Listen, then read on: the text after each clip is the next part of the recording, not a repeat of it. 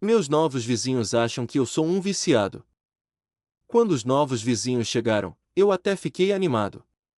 Fazia tempo que o apartamento ao lado estava vazio, e o prédio andava meio silencioso demais. Vi o caminhão de mudança parando e fui lá dar uma força. Um casal, meio na deles, olhar apressado. Ofereci ajuda com umas caixas, tentei ser simpático. Eles agradeceram, mas de um jeito frio, sabe? Aquele tipo de obrigado que encerra o assunto. No começo, achei que era timidez. Todo mundo leva um tempo para se acostumar com o lugar novo. Passei os dias cumprimentando, tentando ser gentil, aquele bom dia no elevador, um aceno rápido no corredor. Mas eles quase nunca respondiam. Às vezes fingiam que não tinham me visto.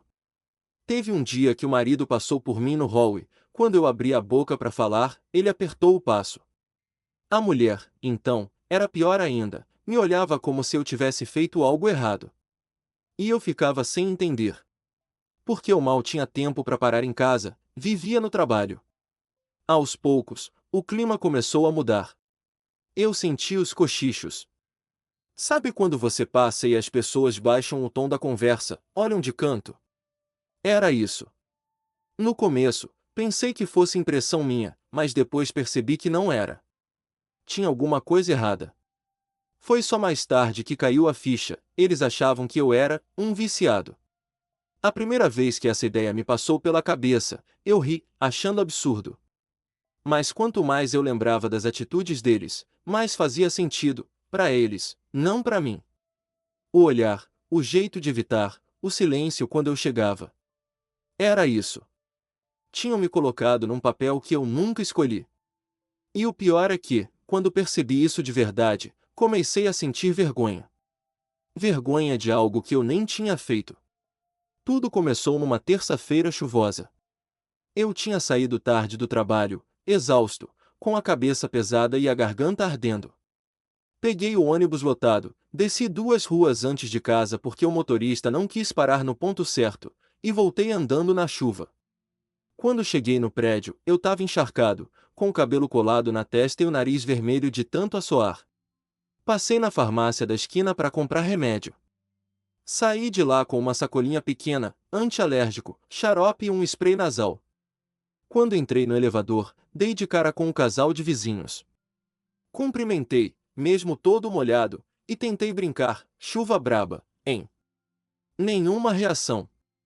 A mulher olhou para mim, pro chão e depois para a sacola na minha mão. O marido só mexia no celular.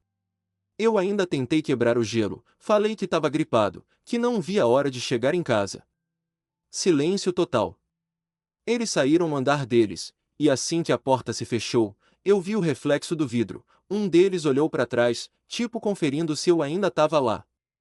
Na hora não dei muita bola.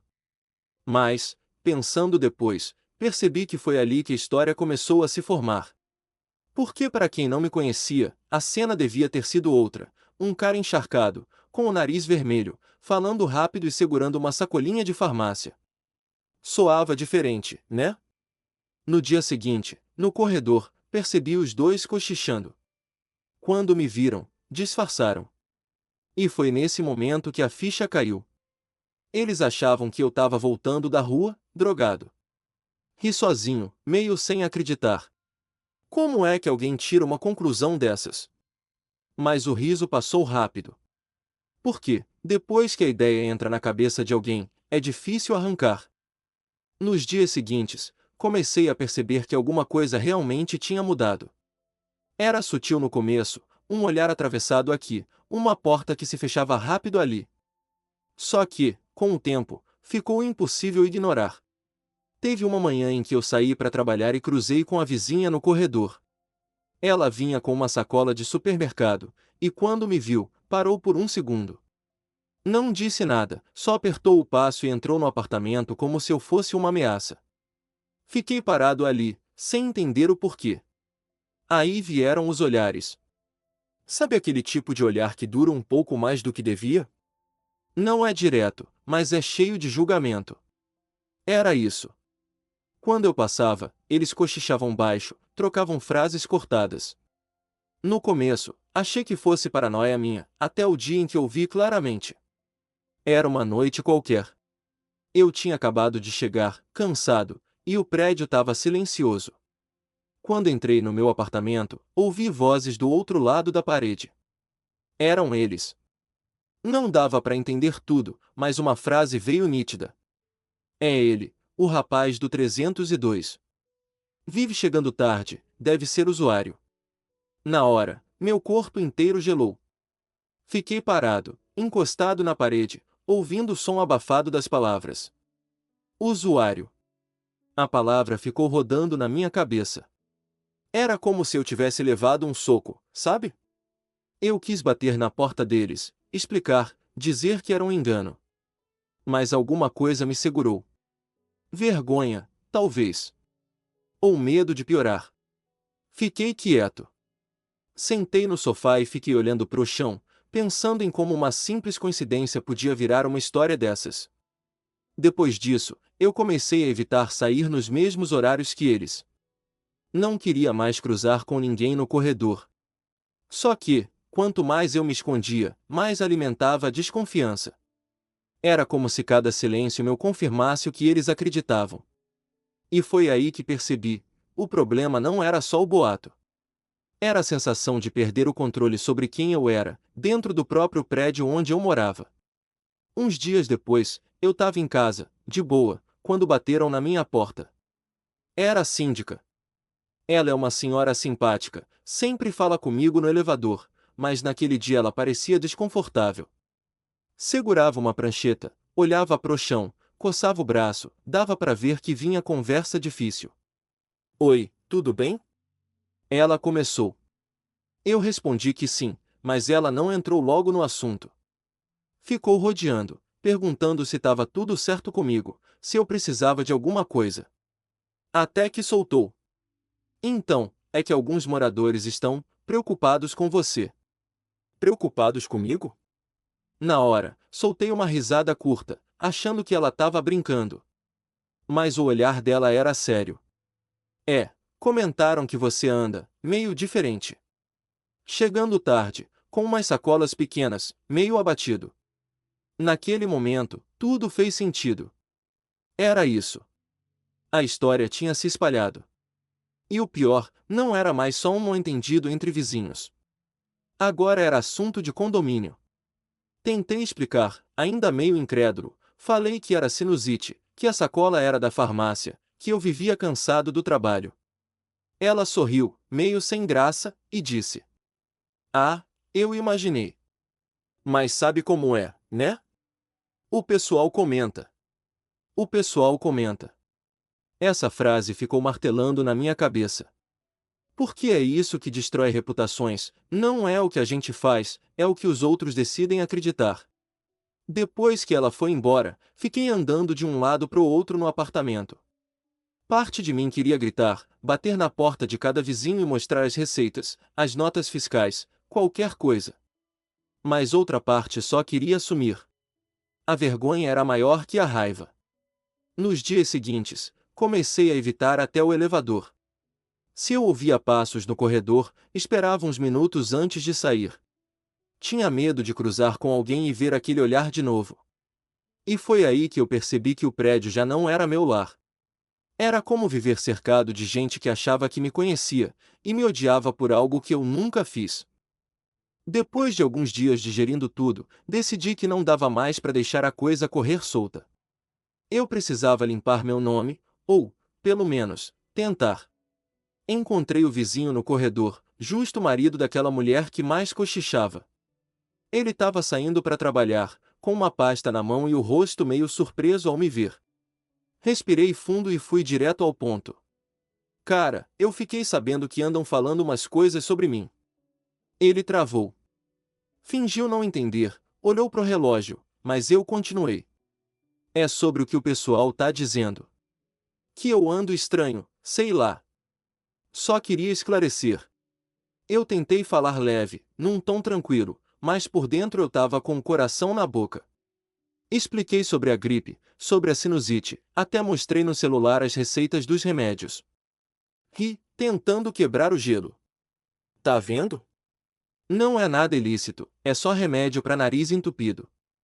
Ele deu um sorriso meio sem graça, daqueles que não chegam nos olhos, e respondeu: Ah, não, tranquilo, tranquilo, a gente nunca pensou nada disso. Mentira. Eu vi no olhar dele. Era aquele tipo de resposta que a pessoa dá só para encerrar o assunto.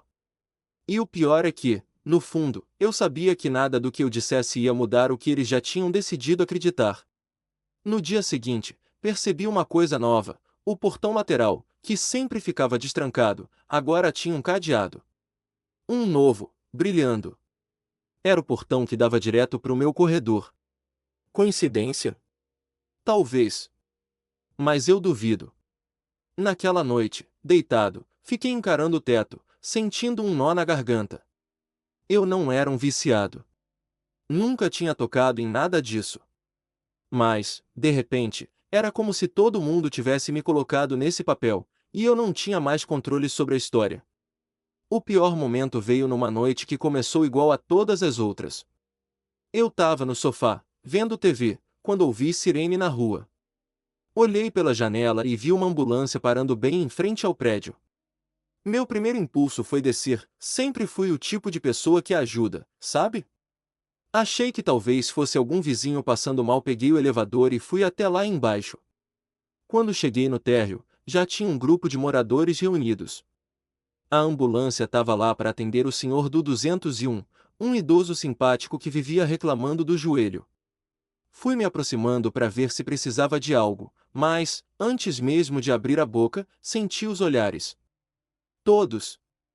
Foi automático.